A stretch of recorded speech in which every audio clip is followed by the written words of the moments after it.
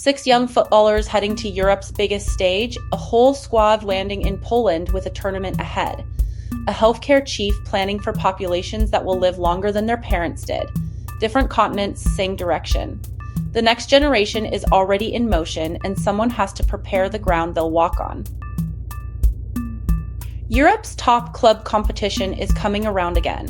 The UEFA Champions League will return for its 2026-27 season. 6 Nigerian players are expected to take part. They will represent the Super Eagles on what's considered the biggest stage in European club football. The tournament gives Nigerian talent another chance to compete against the best teams on the continent. These players will be watched closely back home as they face off against Europe's elite clubs. Vanguard reported this. The CIA director has made a secret trip to Moscow. John Ratcliffe traveled to Russia recently, though the purpose of his visit remains unclear. The Kremlin has now confirmed the trip took place. It's the first known visit by an American spy chief to Russia since November 2021. Details of who Ratcliffe met with have not been disclosed. The timing is significant. Relations between Washington and Moscow remain deeply strained over the war in Ukraine. Neither side has explained what was discussed during the visit. The confirmation from the Kremlin came only after questions were raised about Ratcliffe's whereabouts. Independent reported this. The next tropical storm to form in the Atlantic will be called Dolly.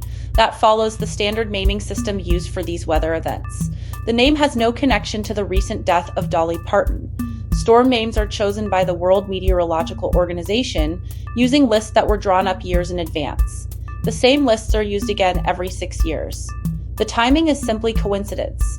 The organization works through the alphabet as each new storm develops during the season. Euronews recorded this. A long-shot candidate is heading to the general election in Alaska's Senate race. His name is Dan Sullivan. That's also the name of the Republican who currently holds the seat. Both men will appear on the ballot in November.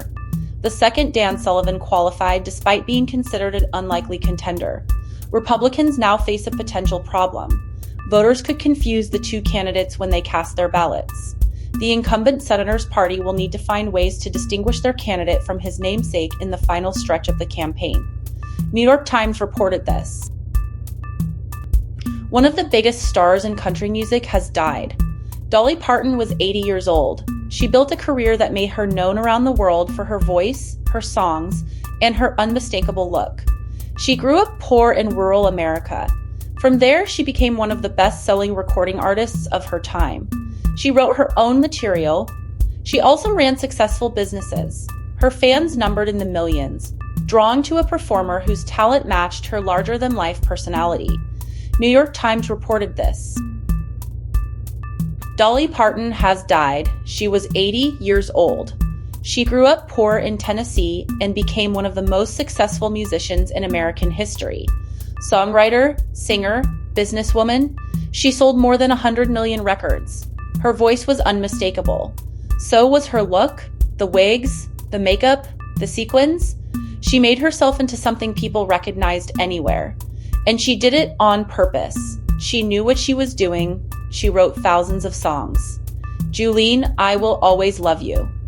Whitney Houston made that one famous to a different audience, but Parton wrote it and recorded it first.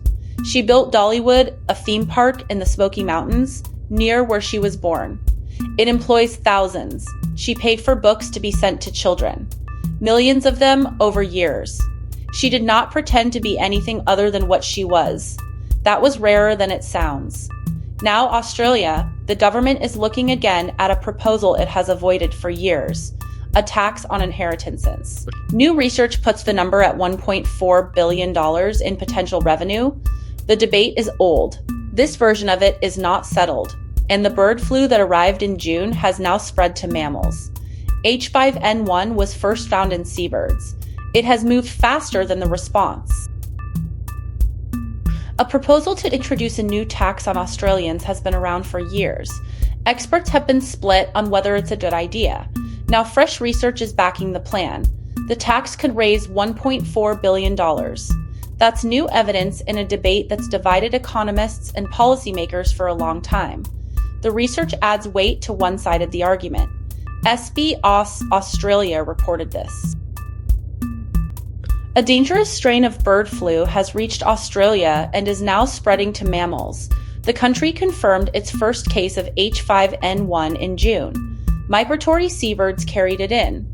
Since then, the virus has moved fast. The government is struggling to keep up with its response. This matters because H5N1 jumping from birds to mammals raises concerns about how the disease might evolve. Australia had been free of this particular strain until now. The speed of the spread has caught authorities off guard. NYT World reported this.